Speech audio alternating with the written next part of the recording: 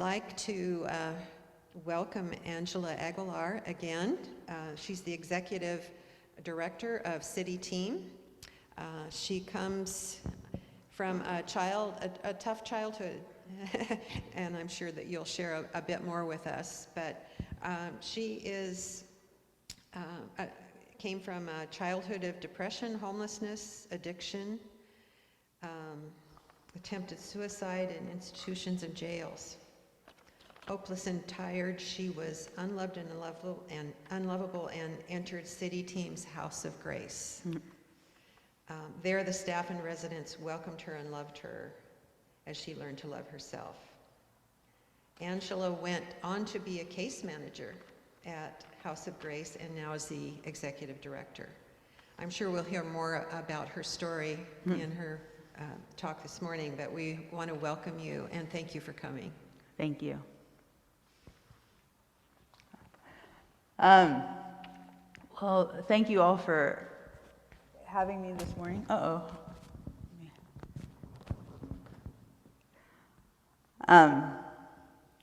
this is more of a talk. I wouldn't call myself a preacher. But I do have a story. And, it's a story of God's redemptive love. So I was born here in Oakland at Samuel Merritt Hospital. And I was born to two people that weren't necessarily ready for what a child would bring into their life. So they lived a very poor lifestyle. I mean, you might call it like a street lifestyle. Right before I was born, my dad got saved. He got saved, and he had a religious experience. And when he showed up to the hospital, he did give me to God. And at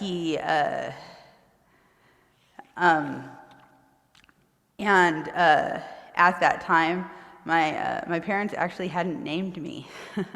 I was named 2 weeks after I was born, the last day they had to choose a name, and they chose Angela.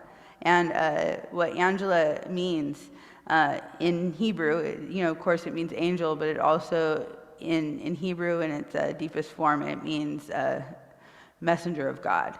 And that is not how my life looked. My dad lost his resolve very soon after that religious experience, and we were in and out of homelessness. Like I said, my parents lived a very questionable lifestyle, I am no stranger to receiving a food box, or going to the food bank, or walking down to the welfare office, or receiving toys at Christmas. I can remember all of that very, very vividly, and feeling, like it says in my testimony, very lost and depressed at a very young age. I didn't. At age 9, I started refusing to go to school, and the reason why is because I was scared that my parents might not show up to pick me up. When I was 11 years old, my parents decided that they were going to relocate out of Oakland, and it wasn't too long after that I decided to start going down my own road. I started getting high, drinking at a very young age. I did not graduate high school. I lived the street life because that's what I knew. My health also was failing, and by the time I reached CityTeam at the ripe old age of 22, I was tired. I was physically tired, I was emotionally tired, and I didn't think that my life was ever going to be any different. But I knew that CityTeam was the last house on the block. There was nowhere else to go at that point. And what I found at CityTeam is, I found a God that loved me. And I found people that demonstrated that love.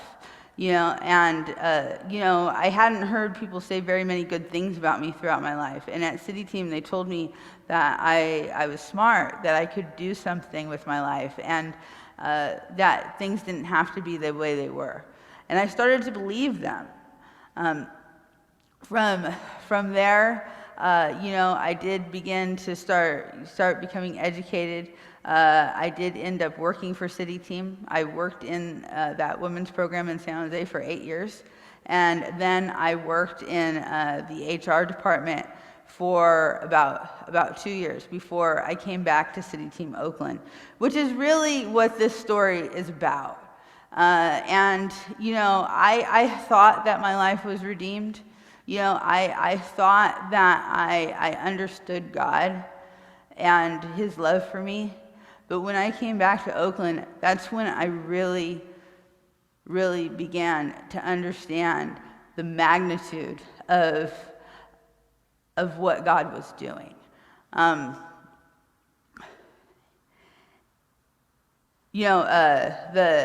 been in Oakland as the executive director for 5 years now, and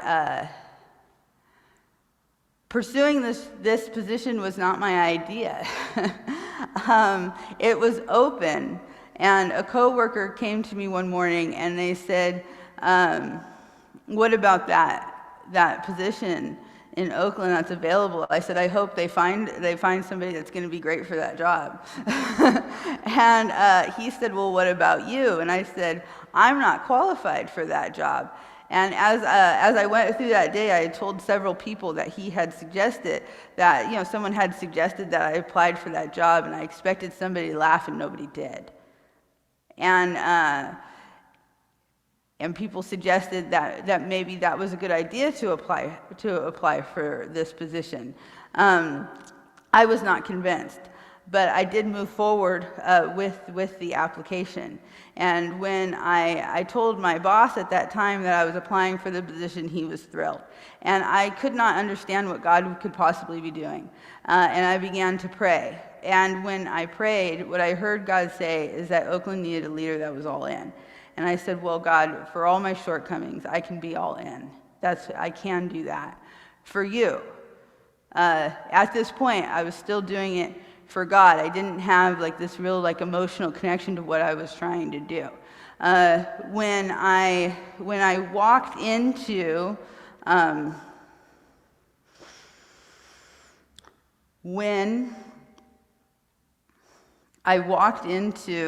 our downtown location, I had been there. I worked for CityTeam for a really long time. It's going to be 16 years this November. So I had been there, but when I walked into that building and I began to assess it from a leadership point of view, I really began to wonder what I got myself into. Our building, if you've ever been there, is built in 1882, and it. We've never made a significant investment in it. There was water leaking, there was all kinds of problems in this big building, and we had about 17 men in our program.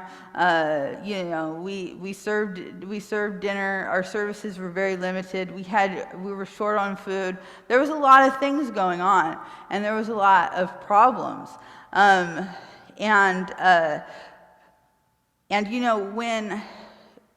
When I first started this journey, I didn't seek to be great. I wasn't trying to win anything. The people came to our door, and they needed clothes. They needed hygiene.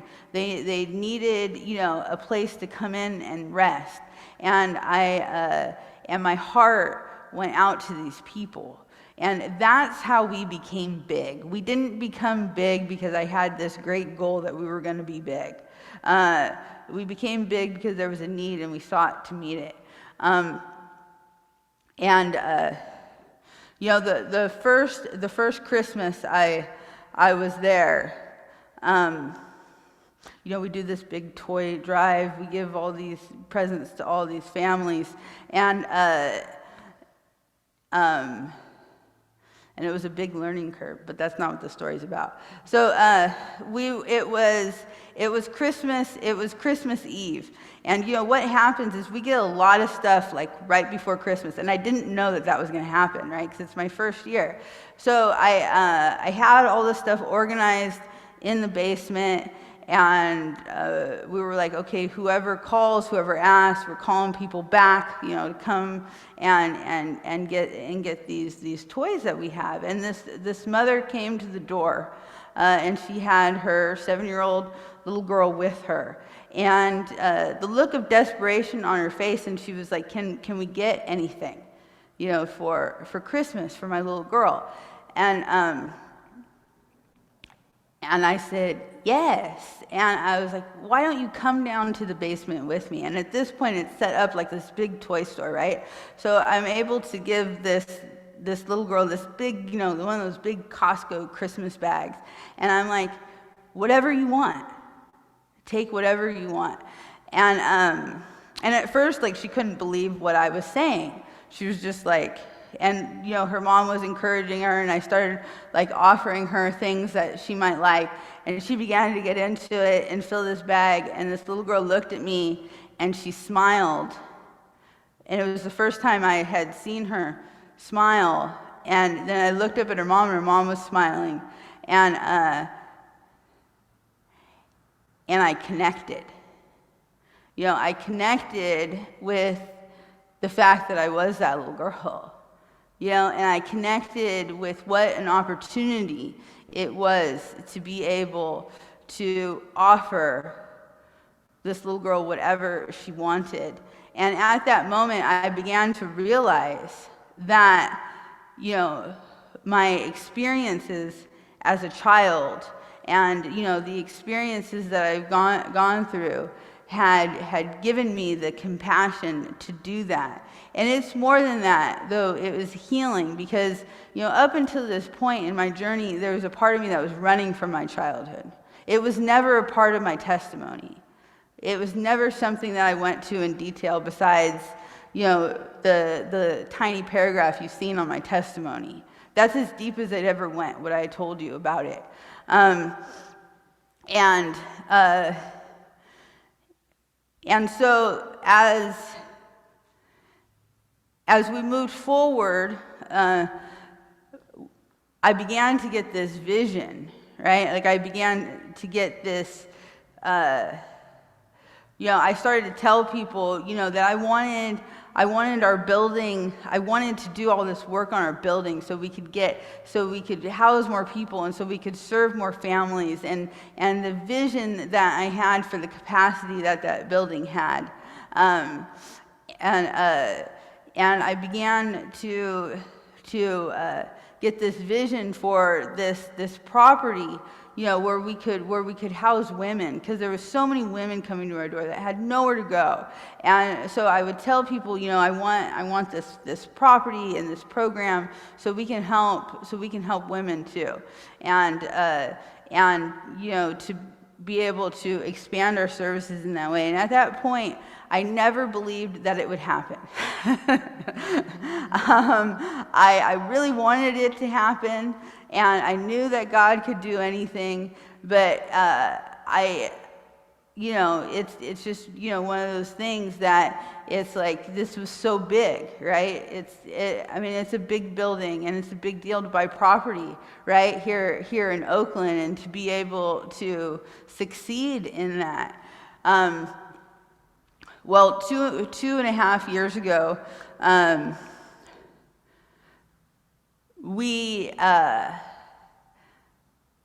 really led us to the opportunity to get the program that's now called Turning Point for Women in Oakland.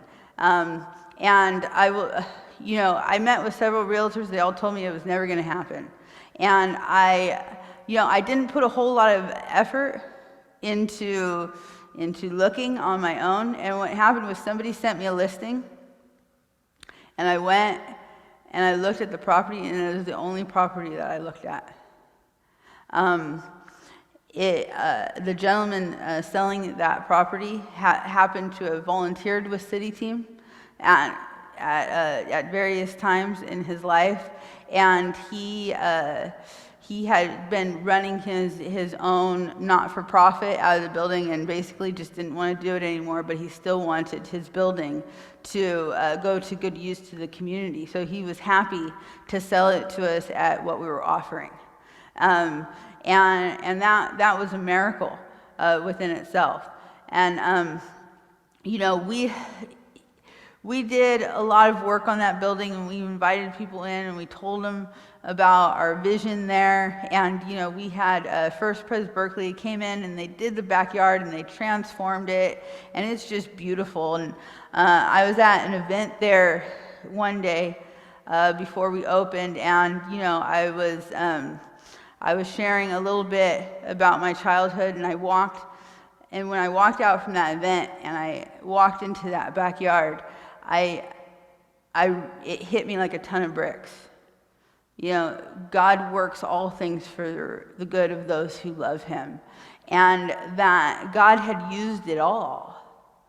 He had used my childhood, he had used, my poor choices in my early adulthood and my teenage years and my career up until that point. So these women and these children could have this place. And it was a big moment for me, because whatever shame, whatever disappointment that I experienced, I wouldn't trade it.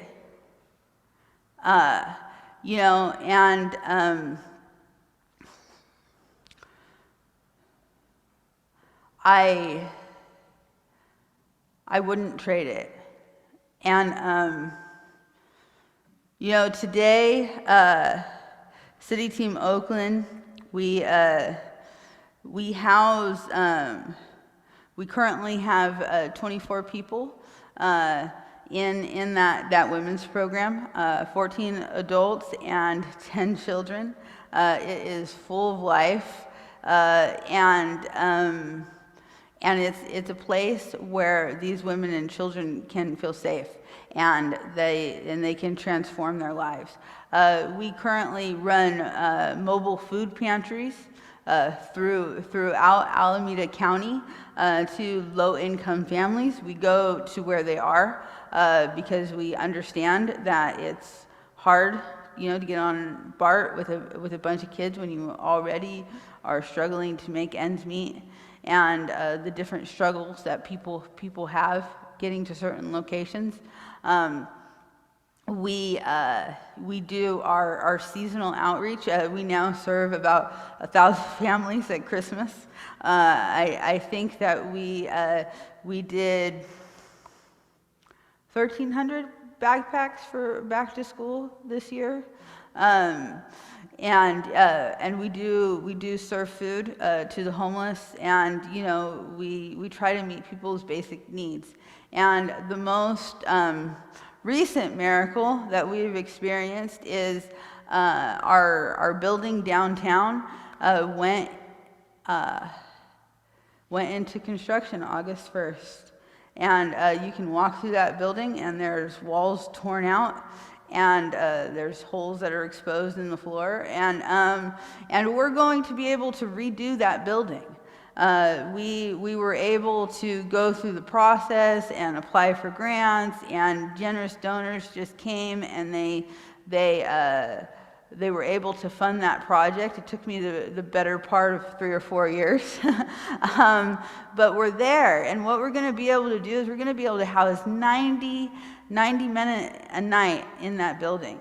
We're going to be able to serve 3 meals a day, and our whole basement is going to become usable space for this low-cost thrift store for families and people experiencing homeless, where we're going to be able to give them a shopping bag, kind of like I did for that little girl, and they're going to be able to go through and get the clothing and the household items and the things that they need, like they would at a store, to give them that dignity and respect. We did find a temporary place for the men to live, and And next year we'll have a brand new building, and I would love to show that to you or anyone else who would like to look at it, because it is such an amazing thing and an amazing accomplishment. And I could not tell you that when I walked into that building 5 years ago, that building would be as important to me as it is today. The thing is about our building downtown is it has its own story. It was built to be, it was the most glamorous building of its time. And then, shortly after that, it was abandoned. And then it served as the rescue mission for the better part of 70 years. And I think that it's just a great story, that God has given us about what He really wants to do, how He really wants to redeem. Because that building shouldn't still be operable. Many of the people that come through it and get restored. So I'm very excited, and this is all very personal for me. Because it is a major privilege to give back to people, but specifically in this city, specifically here in Oakland, with our unique problems and challenges, and what the people here face with, skyrocketing property prices and just generational things. And so a few months ago, my dad called me, and my dad isn't doing well. He's got some issues currently, with mental illness, and he doesn't always make a whole lot of sense. But he called me, and he was crying, and he was saying how sorry he was, for everything that he put me through. And I've told my dad multiple times that I've forgiven him, and but this time when he called, my response was, there's nothing to forgive. Because I wouldn't change your choices. I wish that he was doing better, but I wouldn't change those choices, because if I didn't have that childhood, if I didn't have that life, if everything didn't happen the way it happened, I don't know that I would be here. I don't know that I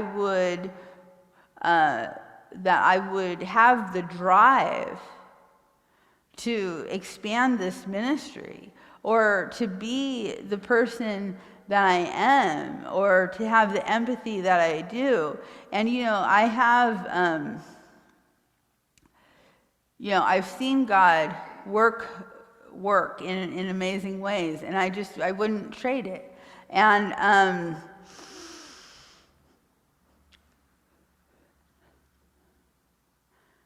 after all the failures, and all the victories, all the mistakes, and there's been plenty of them, and I wouldn't trade the life I have today, and not just in ministry. I mean, personally, I'm married. I have friends. I have a genuinely happy life. And some days are really, really hard. Of course they are. But no matter how hard it gets, it's worth it. And so I don't know what you're going through. I don't know, where you're at in your journey with God, but I know that God knows. I know that God knows, and that He has predestined, and that He has guided all of our steps, and that He has a purpose. He has a purpose that he is going to fulfill, sometimes in spite of us.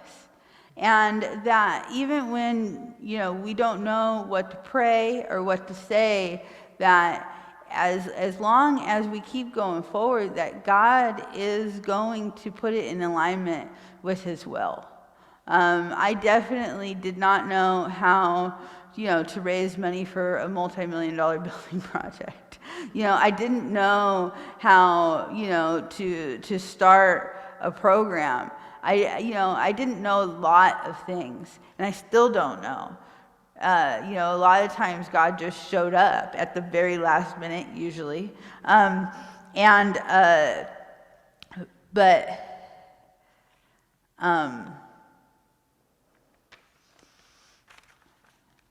I know that he will.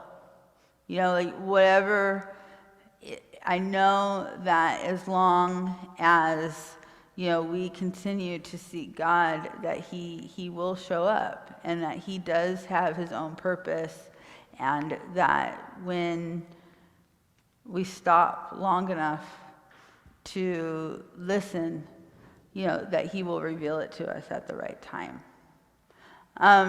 So that's my message today. Thank you all for your time, and thank you all for continuing to support CityTeam as we continue this journey, and we still need all the support we can get as we do this final push to get through construction and this year coming out of COVID. And I hope that there's more things that God's going to do through us. So, thank you.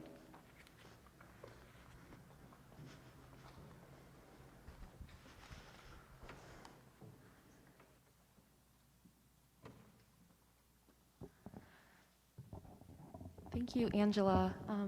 The last song we'll be singing today is "Oh, the Deep, Deep Love of Jesus." If you'd like to follow along with the music, you can open up to number 24 in the light blue hymnal. Please stand as we sing, "Oh, the Deep, Deep Love of Jesus."